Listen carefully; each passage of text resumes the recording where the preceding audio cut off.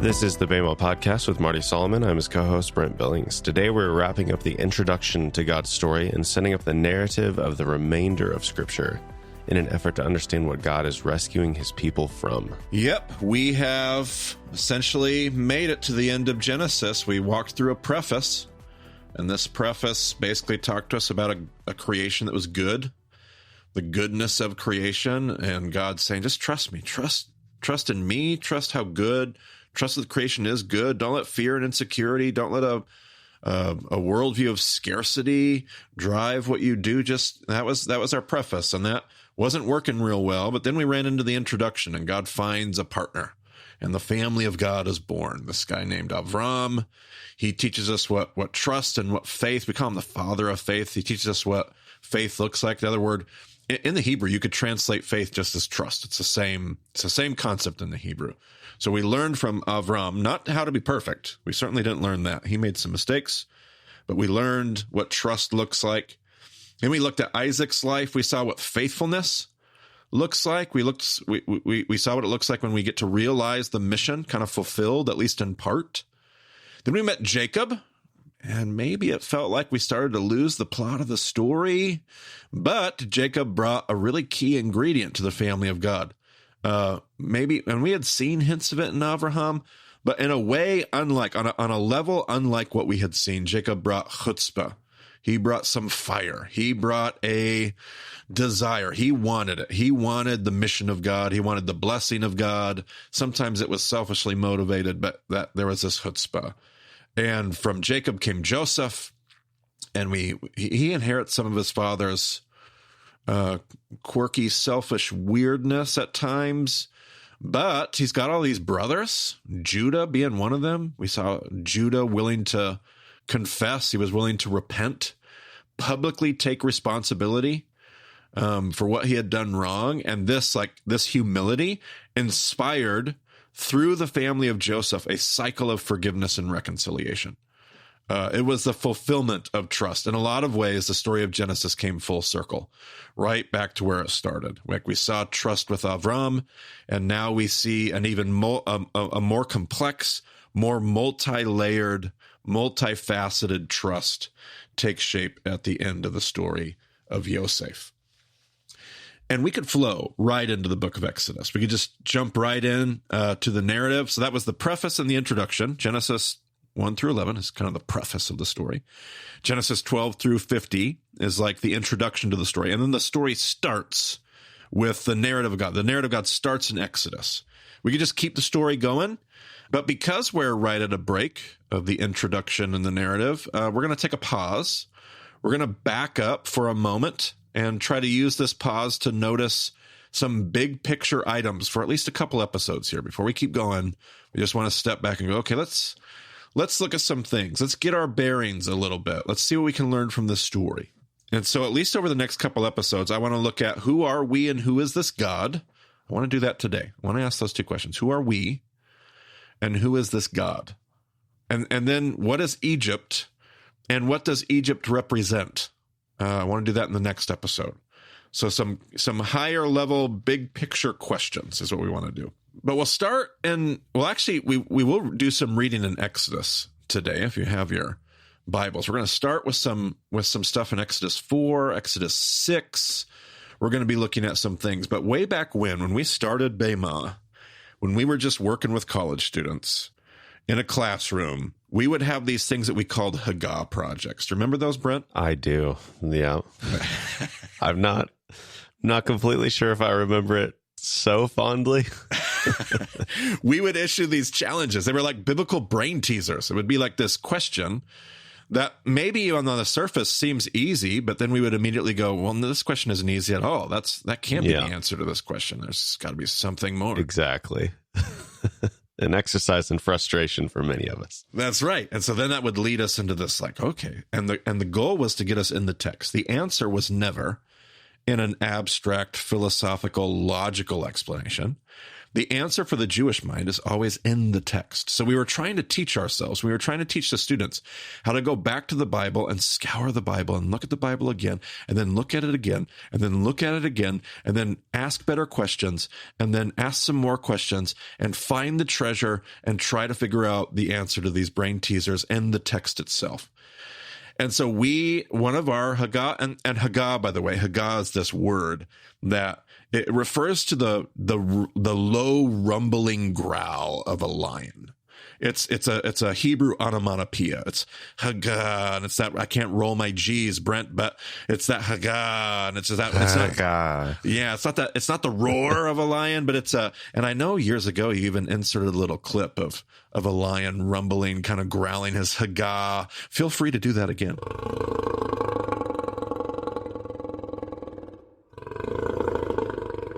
And so the idea here is that you sit over the text like a lion sits over its prey, like a lion would growl. And he's just sitting and just wants to devour. He wants to dig into the Bible. He wants to find an answer. He wants to read it. He wants to eat it. He wants to eat all of it. That's the idea of Haggah. And so we would issue these Haggah projects.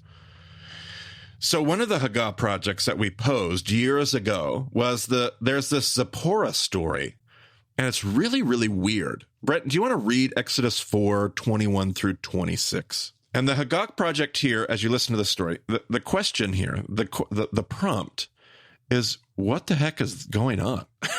That's not typically the Haggah prompt, but this is just a weird story. So why is this story here? Go ahead, Brent. We're going to have a whole bunch of problems in this story. The Lord said to Moshe, when you return to Egypt, see that you perform before Pharaoh all the wonders I have given you the power to do. But I will harden his heart so that he will not let the people go. Then say to Pharaoh, this is what the Lord says, Israel is my firstborn son. And I told you, let my son go, so he may worship me. But you refused to let him go, so I will kill your firstborn son. At a lodging place on the way, the Lord met Moshe and was about to kill him. But Zipporah took a flint knife, cut off her son's foreskin, and touched Moshe's feet with it. Surely you are a bridegroom of blood to me, she said. So the Lord let him alone. At that time, she said, bridegroom of blood, referring to circumcision. Goodness. So that seems like a crazy little, what is going on in this story? So God says, I need you to go back to Egypt and do this. So Moses leaves. And in the next verse, we're told that God shows up to kill him, which seems counterproductive if I'm God. It just is super weird. And we learn as we look at it that in the Hebrew, you can't really tell if is God showing up to kill Moses or is God showing up to kill the uncircumcised son? It's kind of hard to know. Some would argue one way, some another, but just seems, what kind of things do you see in this story, Brent, as you look at it? Well, I think there's some benefit in looking at this text instead of just hearing it, because in that first portion, there's a bunch of nested quotation marks. Sure. And so even understanding like who's talking at what point and who's supposed to be saying what to whom is a little confusing. But then, it really gets weird in that second half when he's just on the way to deliver this message. Yeah. And then like the bridegroom of blood phrase is pretty weird. Yep. And it defines it. It's like at the time she said bridegroom of blood referring to circumcision. Yep. But what? Yeah, totally. That seems weird. And so I'm thinking like, is there some other meaning to bridegroom of blood? Is that like a callback to, I don't know, Isaac or something where it's like, oh, you need to make sure that you marry somebody from our extended family. Yeah. But then like, what does that have to do? I don't know. It's a perfect question. And I've had some listeners point out she grabs the bloody foreskin and touches Moses' feet. And they're like, is that a callback to the blood path? Oh, maybe. Sure. Maybe. Feet can also be one of those euphemisms. So does she touch Moses' circumcision with the circumcision of the, who knows? But yeah, how does Zipporah even know what to do? Like, apparently this act saves Moses' life or the son's life or whoever. Why and how does she know to do it? Who is Zipporah? Where does she come from? What's her background? But maybe even most importantly, why is Moses' son not carrying the sign of the covenant? This is Moses. Like, this is Moses and his family. This is Moses' son. How is Moses' son not carrying the sign, not carrying circumcision? Like, this is wild. So now we go back and we're like, okay, so now we've set up this Haggah project. We go back. We got the story of Moses. Moses is a very Hebrew baby. He's born to very Hebrew parents. We know that from the story in Exodus. Moses is circumcised. We can assume Moses is circumcised. He's circumcised on what day, Brent? The 8th day. The 8th day. How long do his parents keep him before they put him in a basket? It was like 3 months or something. 3 months. So he's definitely circumcised. When Pharaoh's daughter finds him, she immediately knows it's a Hebrew baby. And even though the Charleston Heston film showed the Hebrew blanket, she's like, oh, the blanket, it's got a Hebrew weave to it. Not probably the way. Not probably the way. I mean, maybe. She probably had other indications that he was a Hebrew baby. But then he's raised in Pharaoh's house. And what do you think that must have been like, Brent? If you're raised, you're Moses, you know you're a Hebrew. That's clear to you. And we're never told he doesn't know that part of his identity. But you're raised in Pharaoh's house. What do you think that's like? Probably pretty weird. Yeah. Because why is he there? Absolutely. Why is he not like everybody else around him? Yeah. And you've got to feel guilty at some point that all of your kin, all of your other ancestors, they're oppressed, they struggle, yet you live in Pharaoh's house. Like, that's got to give you some survivor's guilt and cause all kinds of identity crisis. And so then Moses, eventually, a story, we know how that goes. He ends up at the burning bush. God calls him to go back to Egypt. I need you to go back. I need you to take a message to Pharaoh. I need you to get my people out of Egypt. Give me Exodus 4:10. Moses said to the Lord, "Pardon your servant, Lord. I have never been eloquent, neither in the past nor since you have spoken to your servant. I am slow of speech and tongue." All right. I am slow of speech and tongue. And so lots of people have taught. They take this verse, they say Moses must have had a speech impediment. He stuttered. He was slow of speech and tongue. He's not a very good speaker. Now, I think this has to be crazy. This is a crazy idea. He was raised in Pharaoh's house. Whatever speech impediment he has, he's had absolutely, literally the best resources that the planet has to offer. Raised in Pharaoh's house. That has been trained out of him. Stephen, if you read in Acts 7, says in his speech that Moses was eloquent of speech, powerful of tongue. Like he didn't have any. That's what Stephen says in Acts chapter 7. You can go read that. I think this is Moses, and he's got either excuses or he's got insecurities, just like all of us. I think Moses may struggle, again, I just said it a moment ago, with some sense of an identity crisis. I don't deserve to go be the deliverer, the prophet who's going to go help these people. I ran away from this.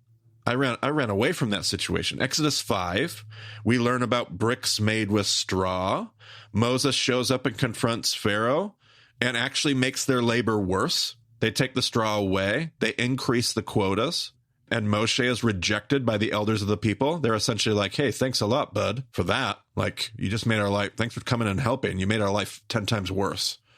So thanks a lot. So that's not going to help how he feels. But what a mess. Like, this guy has to feel like, I do not belong in this job.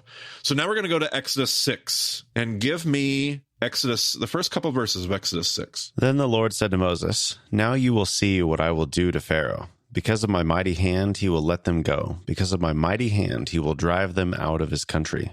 God also said to Moses, "I am the Lord." Okay, so did you notice what happened right there? What just happened right there, Brent? We've seen this before. Yeah, this is, God said, and then nobody else has talked, and it says God said. All right, so this feels very Genesis 15-y to me. Like Moshe's done what God wanted him to do, and it didn't go well, and God's like, yes, you were obedient. Yes, you were faithful. Thank you, Moses. And Moses is like, I do not want to do this. No, thank you. And God's like, I'm gonna do all this stuff with Pharaoh. And Moses just sits there kind of with his trap shut.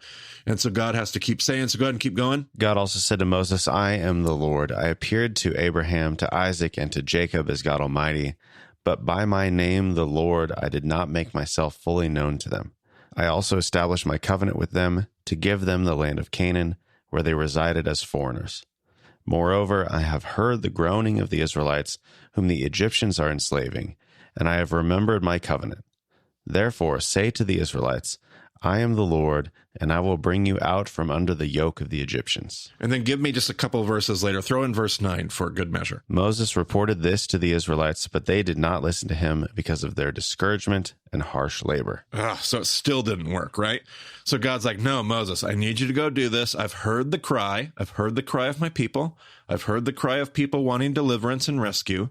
So I need you to go down there. This is what's going to happen. He goes down and he tells the elders, and they don't want anything of it. They're still, their posture hasn't changed. They're like, no, thanks. You're no help, guy. Get out of here. And so they don't listen. So now give me Exodus. Give me the next couple verses. Then the Lord said to Moses, Go tell Pharaoh, king of Egypt, to let the Israelites go out of his country. So now he says, I need you to go talk to Pharaoh this time. And Moses is like, oh, come on, God. Like Moses has finally got a protest on his hands. He's like, no, come on. I can't keep doing this. And let's hear what he actually says. Exodus 6:12. But Moses said to the Lord, if the Israelites will not listen to me, why would Pharaoh listen to me, since I speak with faltering lips? Since I speak with faltering lips. This sounds really similar. Does it sound similar to anything we've already looked at, Brent? A little bit, yeah. It sounds a lot like the slow of speech and hard of tongue. Yeah. Like it's the same basic excuse, but it is different. Like the words are not the same. It has changed. Now, your NIV, does it have a footnote on that phrase, faltering lips? It certainly does. It says the Hebrew is I am uncircumcised of lips. I am also in verse 30 it says. Okay, so give me Exodus 6:28 through verse 30. Now when the Lord spoke to Moses in Egypt, he said to him, I am the Lord. Tell Pharaoh, king of Egypt, everything I tell you. But Moses said to the Lord, since I speak with faltering lips, why would Pharaoh listen to me? Okay, so Exodus 6:10 through 12 sounds very, very similar to Exodus 6:28 through 30 in essence. Interesting. Okay. Now, we also had uncircumcised. Like, that's a weird, Brent, do we circumcise lips? I hope not. Can we even, like, I know that abstractly, like theologically, we could say something about uncircumcised, but just concretely, logically, does it make any sense? No, not at all. So if we looked at Exodus 4, like I am slow of speech and hard of tongue, and if we look at Exodus 6, I speak with uncircumcised lips, and we were to look at 4, and we were to look at 6, and we look at 4, and we look at 6, and then we look at like, I wonder if there's something like right in the middle. Like, what story do you suppose is right in the middle of 4 and 6? Well, something in 5. Yeah, well, or maybe even the end of 4. Okay, end of 4. That was the 4. Yeah. So that's because that first phrase was in 4:10. So are we back to the Zipporah story? We are back to the Zipporah story. So this Haggah project story that we're asking about is actually right in the middle. And it makes so much, I speak with uncircumcised lips. Like, what is Moses's? Moses has a identity crisis. Moses is insecure because he doesn't want to embrace his Jewish identity. He doesn't want to see himself as a part of this. Why was his son not circumcised in the Zipporah story? Except that he said, I don't deserve to be in the covenant of circumcision. Like, I'm not one of them. And God shows up to say, listen, if you can't even embrace your role in this larger covenant family, like this story with Pharaoh is not going to work. Like, you've got to accept the fact that you are a part of this story and you have a role to play. So you just mentioned, Brent, a moment ago, and I dodged it for just a brief moment, that Exodus 6:10 through 12 sounded a lot like Exodus 6:28 through 30, like almost the exact same thing. Yeah, I didn't see that coming. So yeah, what sits right in between those? In between those two parts of Exodus 6? Yeah, what sits right in between that? Oh, it's a genealogy. Whose genealogy? Well, yeah, Moses' genealogy. Yeah. Because the whole point of this is that Moses, you are a part of this story. And I know that you don't feel like it. And I know that you don't.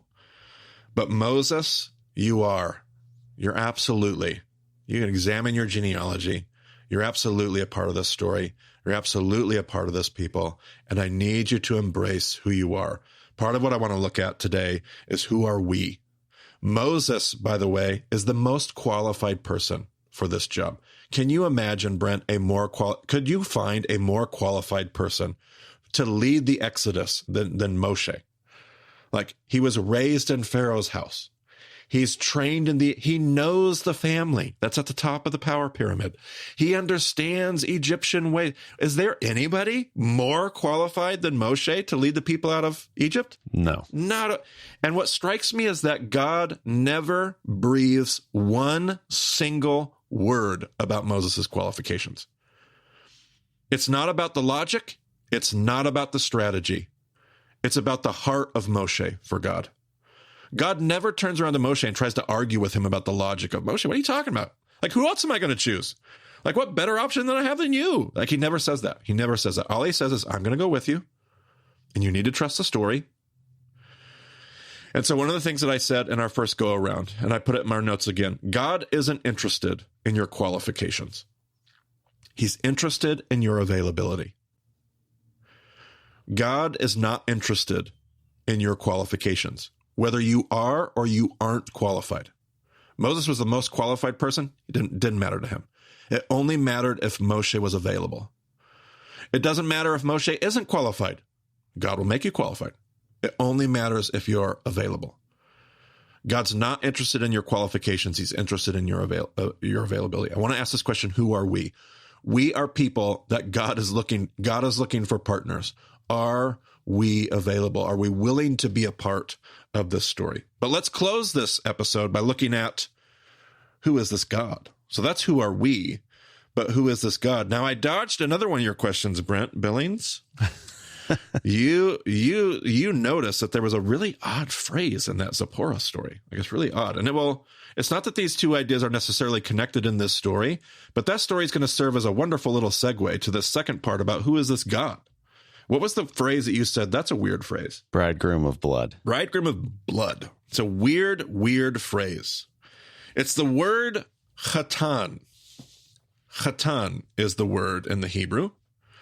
It's used twice. Go ahead and read it again. Brent, read me Exodus 4, 25 and 26. Let's hear the bridegroom of blood. But Zipporah took a flint knife, cut off her son's foreskin, and touched Moses' feet with it. Surely you are a bridegroom of blood to me, she said. So the Lord let him alone.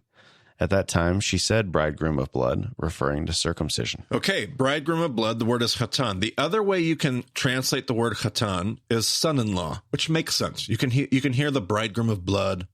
You could see how that same phrase might refer to a son-in-law. Yeah, that's kind of that. Yeah, that felt a little bit like what I was trying to get at. Not quite son-in-law. I wasn't thinking that, but something along those lines. Yep, totally. That's how that phrase is used. But here's the thing. That word only shows up 4 times in all of Torah. So in all of Torah, chatan is only used 4 times. How many times is it used here? Twice. Exodus 4, 25 and 26.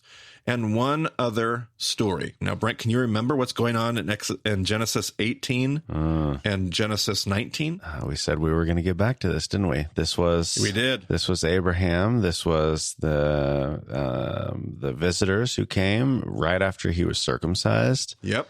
And then Sodom and Gomorrah. So this is that story of God's wrath. I told you episodes ago, can't remember how many ago, that we were going to come back to these stories of God's wrath because I wanted to get all the way through Genesis. I wanted to see this whole story. But right before we walk into the Exodus, because the Exodus will be the other story.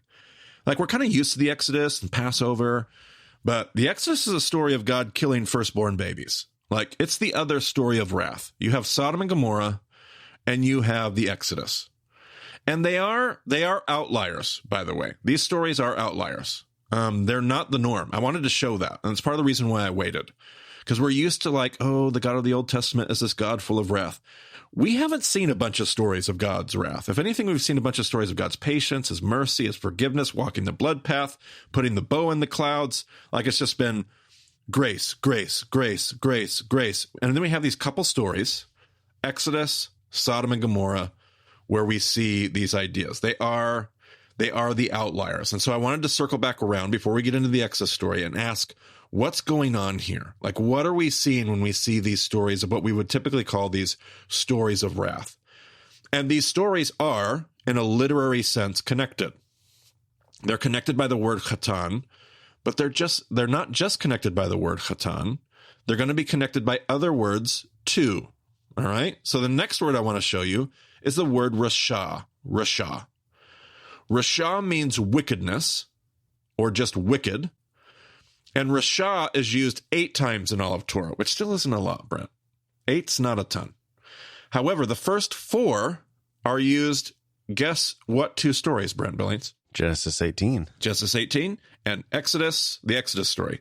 So the references there, if you want those references, Genesis 18, verse 23 and 25 are the first 2 references of Rasha. The next 2 references of Rasha is Exodus 2:13 and 9:27, also in the Exodus story. Then we have another story, another word that shows up uniquely in the Genesis story. It's the word ze'akah. Ze'akah. Ze'akah is the cry of distress. It's the cry of somebody being abused or oppressed. That's the ze'akah. Now, ze'akah has 2 different forms in the Hebrew. 2 different forms. Same word, same general usage, but 2 different forms. This particular form of ze'akah shows up 5 times in Torah. The first time is Genesis 18:21. The second time is Genesis 19, verse 13, story of Sodom and Gomorrah. Then we have Exodus 3, verse 7, and Exodus 3, verse 9. In the middle, by the way, the middle reference is the story of Esau. He cries out when he's deceived. That's the one that's in the middle. It's the 5th usage. But other than the Esau reference, you have Sodom and Gomorrah and the Exodus story. Then you also have the word shafat. The word shafat is the verb that means to judge. To judge. Now, shafat is a word that's going to be used all over the place. It's got all kinds of usages. It's not 8 times. It's not 4 times, 5 times. It's all over the place. However, the first 4 times that this word is used, the first 4 times we're going to run into it, are, guess which stories? The same 2 stories. Genesis 18, verse 26, and Genesis 19, verse 9. And then it's going to show up twice in the Exodus story. Exodus 2, verse 14, and Exodus chapter 5, verse 21. My point being this: these 2 stories are driven together, tied together in a literary sense, undeniably by 4 distinct and unique words that are used either only in these 2 stories or first in these 2 stories in all of Torah, the books of Moses. Now, there are 2 kinds of justice. We talked about shafat being the word to judge. Shafat is the word that sits at the middle of a word that we call mishpat. Mishpat. M-I-S-H-P-A-T. Mishpat. Mishpat, the root word of mishpat is shafat. So mishpat is the word justice. It comes from that word to judge. And mishpat is restorative. It's about putting the world back together, putting things right, making things as they ought to be. Deen is another Hebrew word for justice. We'll talk more about this in session 2. But deen is retributive justice. And we have this concept of justice that is unusual to us. I had a friend that was a student at University of Idaho when I lived in northern Idaho, and then ended up becoming a lawyer and has a practice today. But he said one of the things that they did at the University of Idaho every single year is they live very close to a Native American reservation, a indigenous people group, and they would come in every year and they have their own tribal court system. And this tribal court would come in and talk to the law school about the function of law. And he said one of the points they make every single year when they come in is they'll talk about the difference between ancient and or Eastern views of law and Western civilized law. Western law, particularly American law, they said, is based off of a system of retribution. Justice is about retributive justice. You're getting people to not commit crimes because of fear of retribution. You're making people pay for crimes because of retribution. It's retributive. And this indigenous tribal court will talk about these other worldviews have a restorative view of justice, where the main idea isn't retribution or fear. It's the idea of making sure that whatever we do, we make the world right again, that things are made right. This is the same concept that drives the Hebrew understanding of mishpat. I even think the Bible Project has a video or 10 of them on mishpat. We might even be able to find one and put it in the show notes, Brent. Okay. The concept of restorative justice and that Hebrew word of mishpat. This is important because this is what we see in these stories of wrath. We call them stories of wrath. I want to challenge that idea here today. God says that he has heard the cry. We read the passage out of Exodus where God told Moses, I have heard the cry of my people. God is not there, according to his words. He's not there primarily, maybe even at all. He's not there to punish the Egyptians for their sins. It's not what he says. He says, I'm here because I've heard the cry of somebody being mistreated. When God shows up to Sodom and Gomorrah, go back and read that story again, because God never says that he's there because of the sin of Sodom and Gomorrah. He's there because he has heard the cry of the people of Sodom and Gomorrah, which raises a great question, by the way, of who's crying. Who's letting out a za'akah? That's the word that gets used in Sodom and Gomorrah. God says, I'm here because I've heard the za'akah. God shows up to restore shalom, not to punish sin. We usually have these pictures of God and these stories of wrath. God showing up to punish sin. God showing up to punish sin. And I'm not saying that sin doesn't have its consequences, nor am I saying that punishment isn't a part of the process of restoration. Sometimes mishpat will involve din. We looked at those two Hebrew words. Sometimes those two will go together. Sometimes din will be needed, but din, or punishment, is not the driving impetus of God's arrival. God's not here because he's punishing sin. God's not here in his anger. God's here to restore shalom. God's here because of love. And those are two radically different ideas that I think we just think are the same thing, but they're not. I actually wrote a note here years ago that I'll read again. I said this: when there's wickedness, the word rasha, that leads to a cry, a za'akah, God will hear that cry and come to judge.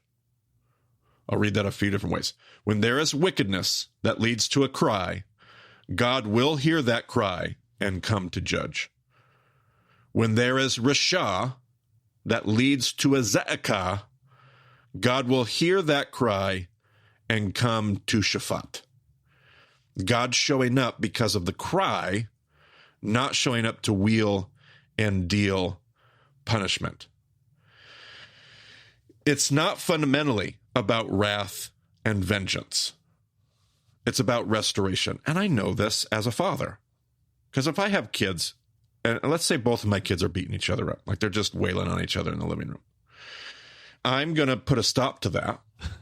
And if I'm on my better day, I'm doing it because I want to restore shalom. I will admit that on my worst days, the sinful part of me wants to lash out. And sometimes I let anger drive the car, and that I just want to let the violating whatever I want to say, the kid in the wrong, I just want to let them have it. But that's not the healthy shalom-based parental response. We all know that. And sometimes there will be punishment. Somebody gets grounded. Yeah. Sometimes it's punishment. But the larger conversation is one driven by love and restoration. I want to save the one kid that's getting beat up. That's the driving impetus to stepping in and doing something and disciplining my kids. See, these are still stories of love. The story of Sodom and Gomorrah, God has heard somebody crying out. Somebody's being mistreated. Somebody is suffering injustice in the Sodom and Gomorrah story. I haven't heard too many sermons about that. I've heard lots of sermons about Sodom and Gomorrah. I haven't heard too many sermons that focus on the fact that somebody's being treated unjustly. The story of the Exodus, that one might be a little better. We're more aware that the story of the Exodus is about somebody being treated unjustly. But this is what gets God's attention. This is why God shows up. God is a God who hears the cry. There's still stories of love. God is not here to deal with the sin of Sodom. He's here because he's heard the cry of those hurting. God is not here to deal with the sin of Egypt. He's here because he's heard the cry of the Israelites. And so that's part of what I want to see when we ask the question, who are we and who is this God? I wanted to make sure we didn't just run over these stories of wrath, not give them any mind, but we stopped long enough to say, what really are these stories of wrath? And Marty, I feel like you did a good job at being repetitive and saying all of these Hebrew words and stuff. But there is a lot of words today and a lot of references that you threw out. So what can people do about that if they're not quite following along? Yeah, we do have a presentation in the show notes that if you're driving and you want to, I mean, obviously wait till you get somewhere else, but if you want to pull up that presentation and be able to look over those things when you're sitting down with maybe your notebook, or just the opportunity to just see it visually, sometimes seeing it on a slide is a whole lot helpful to see those 4 words and where they're used and find those references. And so you can find that in the presentation there for sure. And I'd also just add, for what's coming in this next episode, the next episode, I want to stay kind of at this high level, big picture question of what is Egypt? What is empire? What does all that stuff mean? What does it symbolize? And in order to do that, I always wanted in years past to let my students see, like, you've got to see Egypt. There's things you got to see, not just hear about, not just know intellectually, but actually see with your eyeballs. And so there were 3 videos we used to always watch in discussion group with the college students. And they're 3 videos from Ray Vander Laan. It's a part of a series called That the World May Know, was put out by Focus on the Family. He did a big series. They used to be on DVDs. Now you can buy them digitally. They've kept up with the way that the world has changed. But there are 3 videos on volume 8 of that series. Volume 8 was titled God Heard Their Cry. It's the first 3 lessons of volume 8.